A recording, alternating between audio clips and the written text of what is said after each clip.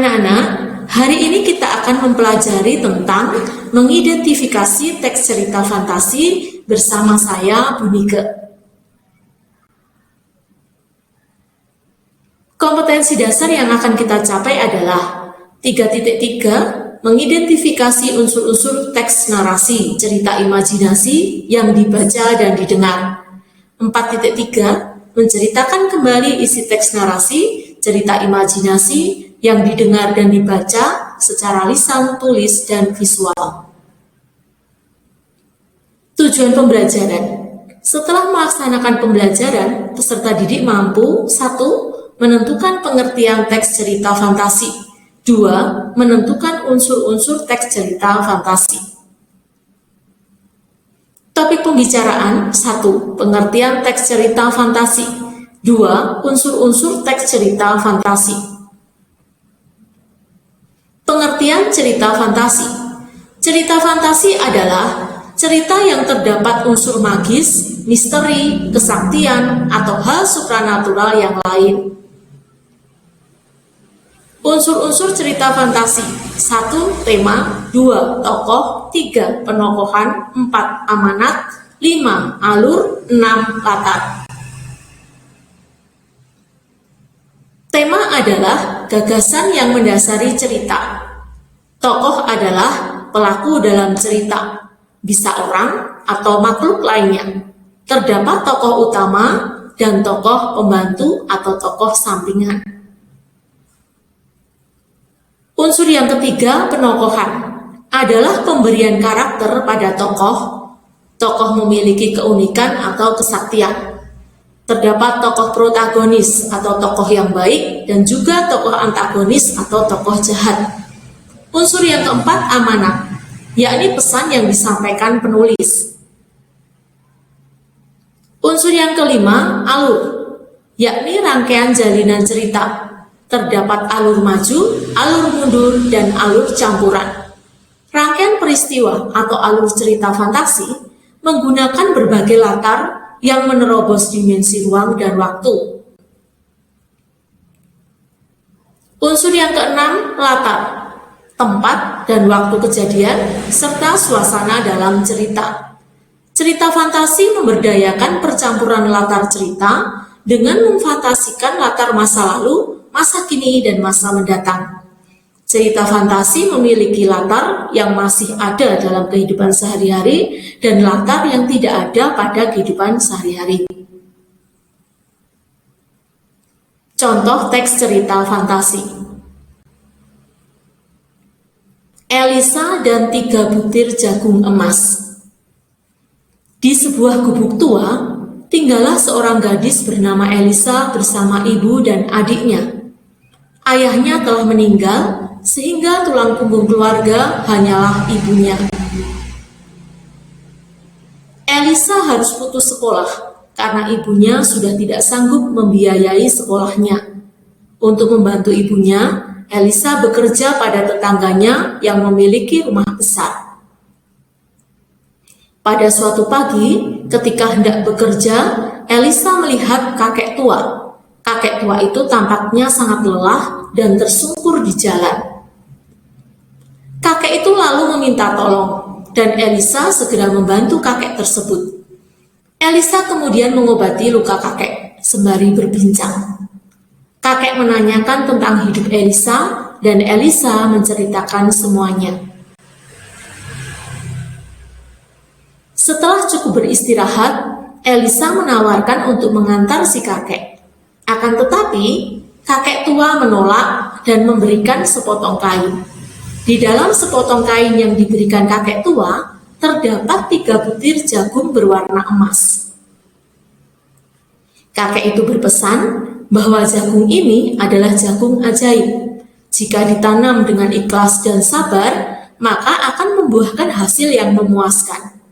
Elisa berterima kasih dan melanjutkan perjalanan untuk bekerja.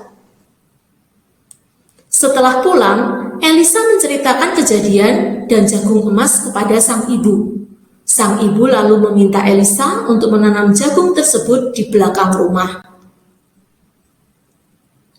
Setiap pagi, Elisa menyiram jagung, dan siangnya ibunya membantu merawat jagung tersebut.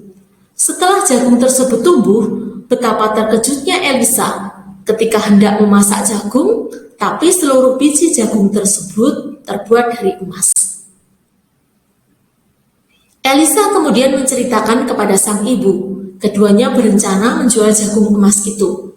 Jagung emas tersebut selalu berbuah 1 buah dalam seminggu, sehingga keluarga Elisa kini hidup sejahtera. Setelah merasa serba cukup, hasil panen biji jagung emas lainnya dia bagikan kepada tetangga dan orang miskin agar bisa menikmati hasil jagung tersebut. Meski sudah merasa cukup, namun Elisa masih selalu berbuat baik dan senang membantu sesama.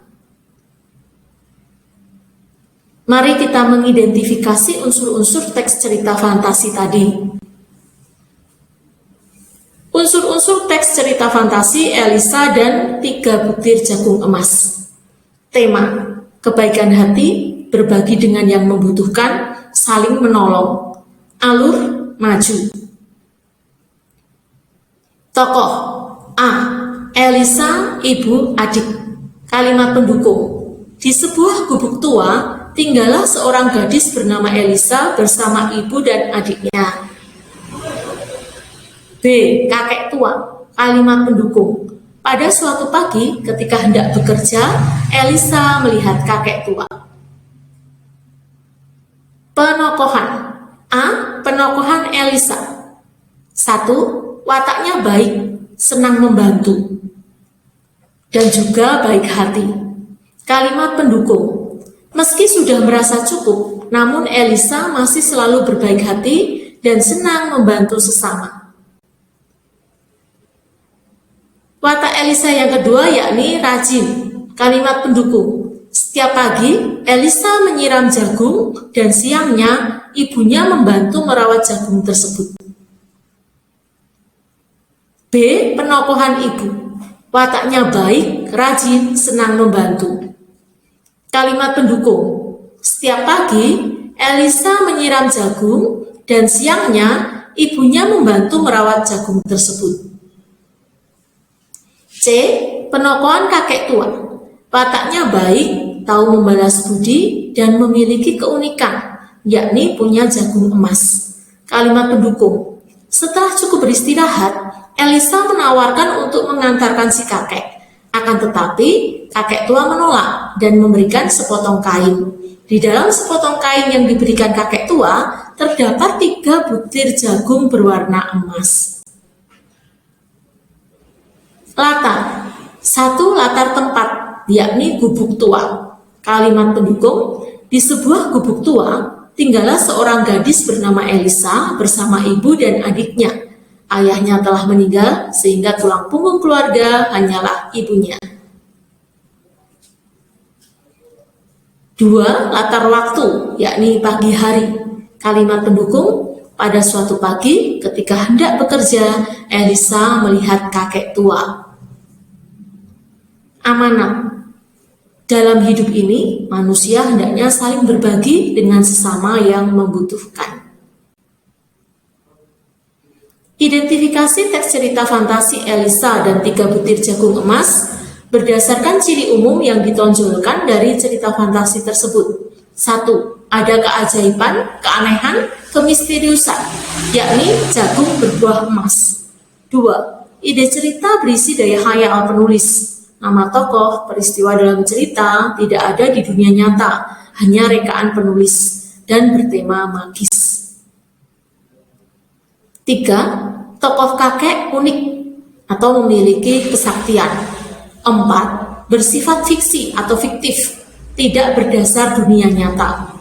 5. Termasuk fantasi sebagian, karena tokohnya adalah manusia dan latarnya ada di kehidupan nyata.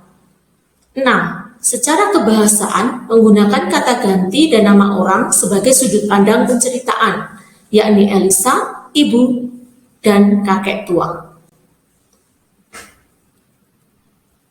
Menceritakan kembali teks cerita fantasi Elisa dan 3 butir jagung emas.